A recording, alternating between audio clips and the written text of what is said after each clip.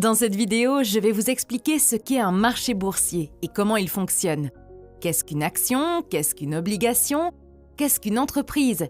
Qu'est-ce qu'un dividende? Et plusieurs autres sujets intéressants comme l'introduction en bourse, la différence entre le marché boursier primaire et secondaire, etc.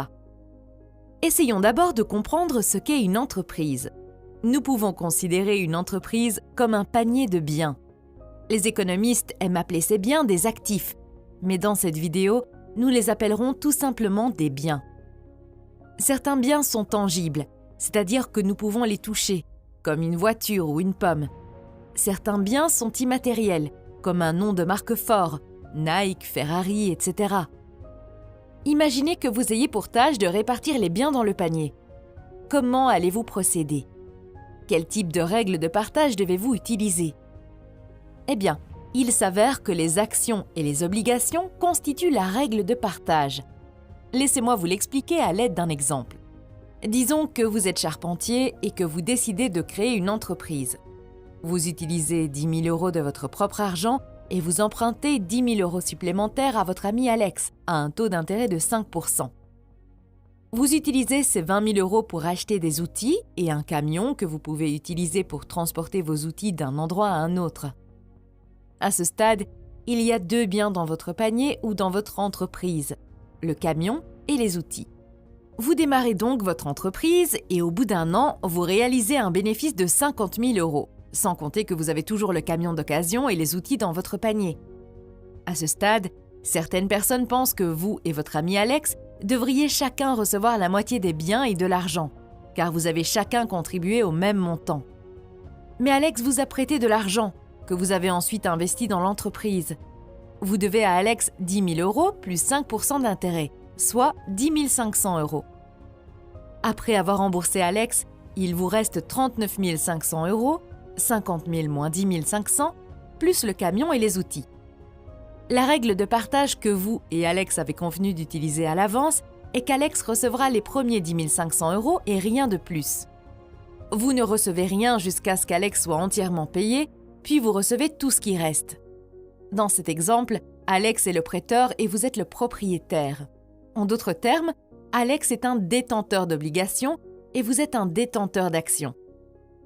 Alex pourrait ne pas être heureux de cette situation car vous avez obtenu plus que lui et vous avez gardé le camion et les outils. Cependant, il est important de garder à l'esprit que l'argent d'Alex était beaucoup plus sûr que le vôtre. Si vous avez travaillé toute l'année et que vous n'avez pu couvrir que vos dépenses, cela signifie que votre bénéfice serait de zéro. Dans ce cas, vous devriez vendre le camion et les outils pour rembourser Alex. Comme le camion et les outils sont utilisés, vous devrez les vendre à un prix inférieur au prix d'achat initial, ce qui signifie que vous obtiendrez moins que ce que vous avez investi initialement. Il s'agit d'un exemple simplifié, mais il est important de se rappeler que les détenteurs d'obligations, prêteurs, doivent être payés en premier et que les propriétaires actionnaires sont payés en dernier. Peu importe que l'entreprise s'agrandisse et gagne plus d'argent ou que le contraire se produise, cette règle ne change pas. Au fil du temps, le ratio dette-actif d'une entreprise peut varier et influer sur le risque de l'entreprise. Si l'entreprise gagne beaucoup d'argent et que la pile de biens garantissant les obligations augmente, le risque diminue. Bien entendu, si l'entreprise perd de l'argent, les biens diminuent et les chances que l'entreprise soit en mesure de rembourser les détenteurs d'obligations diminuent également. Disons que 2 ans se sont écoulés et que votre entreprise a bien marché et vaut maintenant 200 000 €. Vous avez acheté plus de camions et plus d'outils. En outre, vous vous êtes forgé une bonne réputation et vous avez gagné des clients stables. À ce stade, vous n'avez pas seulement des biens matériels dans votre panier, vous avez aussi des biens immatériels, votre réputation et vos clients stables. Disons que votre amie Charlotte voit le potentiel et veut investir 50 000 € dans l'entreprise. Vous pouvez certainement la laisser investir, mais vous devez d'abord décider laquelle des deux options vous voulez utiliser. Première option, vous pouvez laisser Charlotte investir 50 000 € directement dans l'entreprise. Cela signifie que votre entreprise vaut soudainement 250 000 € grâce au nouvel investissement de Charlotte. Si 250 000 € représentent les 100% de l'entreprise, 50 000 € représentent les 20%, ce qui signifie que Charlotte possède désormais les 20% et vous, les 80% restants. Il est vrai qu'après l'investissement de Charlotte, votre entreprise s'est agrandie, mais vous avez également cédé 20% de ses parts. La propriété que vous et Charlotte détenez est appelée Capital Investment. Les entreprises à capitaux privés sont, sans surprise, à capitaux privés. Cela signifie que dans la plupart des cas, l'entreprise appartient à ses fondateurs et à un groupe d'investisseurs privés. Une entreprise publique, en revanche, est une entreprise qui a vendu tout ou partie de ses actions au public par le biais d'une introduction en bourse. Je vais vous expliquer ce qu'est une introduction en bourse dans quelques minutes. Parlons maintenant de la deuxième option qui s'offre à vous. Disons que vous ne voulez pas émettre de nouvelles actions et agrandir la société. Dans ce cas, vous pouvez toujours laisser Charlotte investir en lui vendant vos propres actions. Voici la partie délicate. Dans cette option, l'entreprise ne perçoit pas de nouveaux fonds. Au lieu de cela, Charlotte vous donne 50 000 € et vous lui donnez 25% de la société. Je suis sûre que vous vous demandez pourquoi Charlotte obtient 25% des parts maintenant, mais 20% dans la première option avec le même investissement de 50 000 €. La réponse est que l'argent de Charlotte vous revient personnellement et que vous lui donnez une partie de vos actions existantes.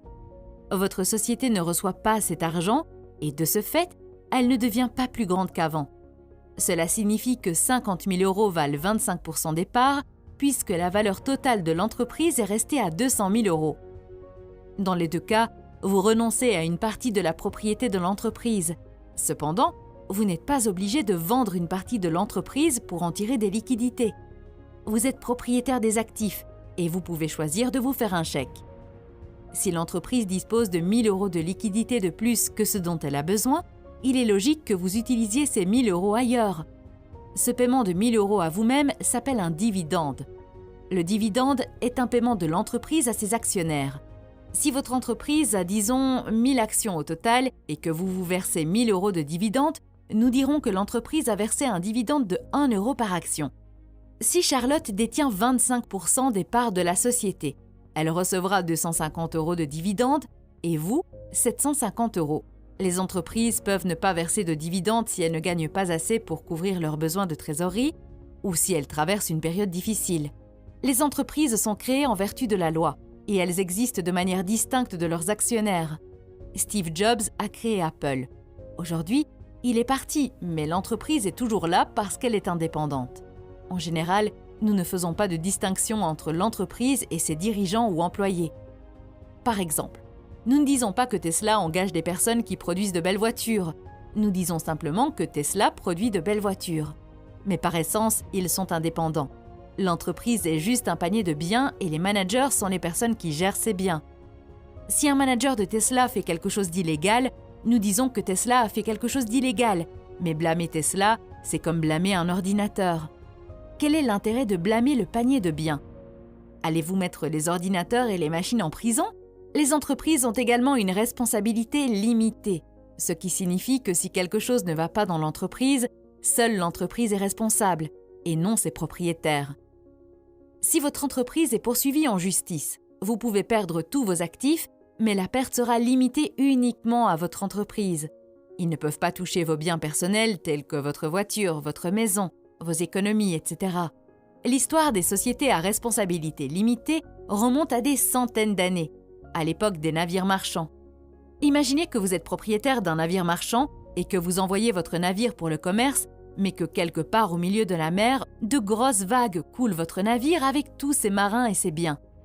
Le lendemain, vous trouverez les familles des marins morts devant votre maison, vous tenant pour responsable de l'accident et voulant brûler votre maison. C'est la raison pour laquelle les armateurs de navires marchands ont créé des sociétés à responsabilité limitée, afin de ne pas être responsables de leur propre vie et de leurs propres biens en cas de problème. Une autre façon de structurer une société est l'entreprise individuelle. La plus grande différence est que l'entreprise individuelle n'a pas de responsabilité limitée.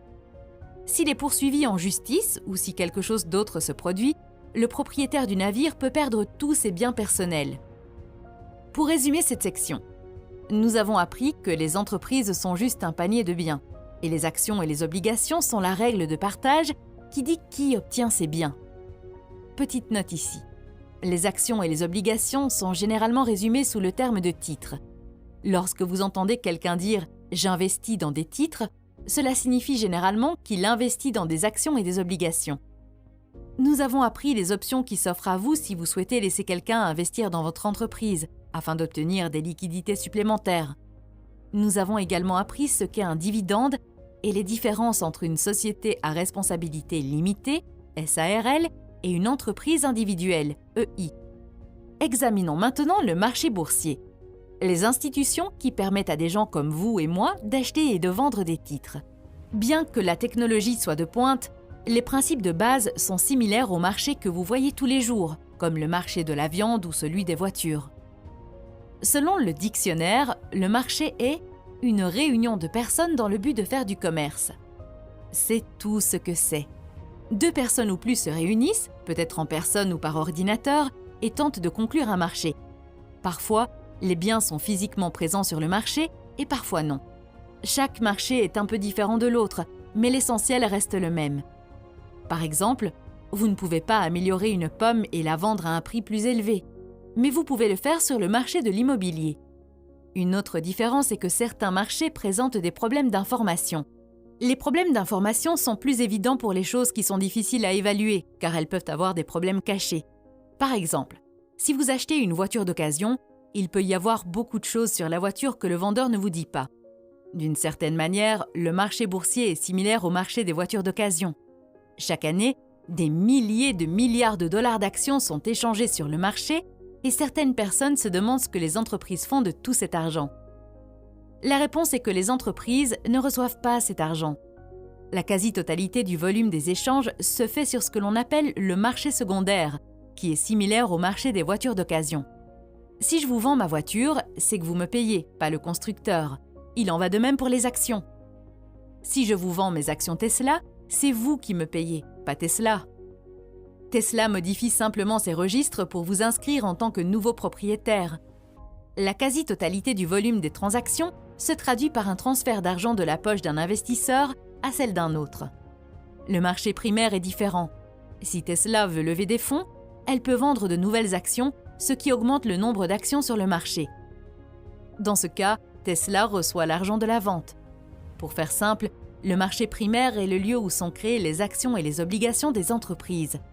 C'est sur ce marché que l'entreprise vend de nouvelles actions et obligations au public pour la première fois.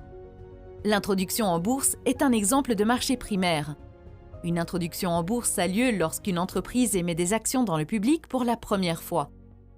L'introduction en bourse est très importante pour l'entreprise car c'est un événement qui fait passer les entreprises du statut de société privée à celui de société publique. Une fois que votre entreprise devient publique, cela signifie que vous pouvez vendre vos actions au public et lever des capitaux si vous voulez vous développer. Vous ne dépendez plus de l'investissement de votre amie Charlotte pour lever des fonds. En général, beaucoup de gens n'aiment pas acheter de nouvelles actions directement auprès d'une société.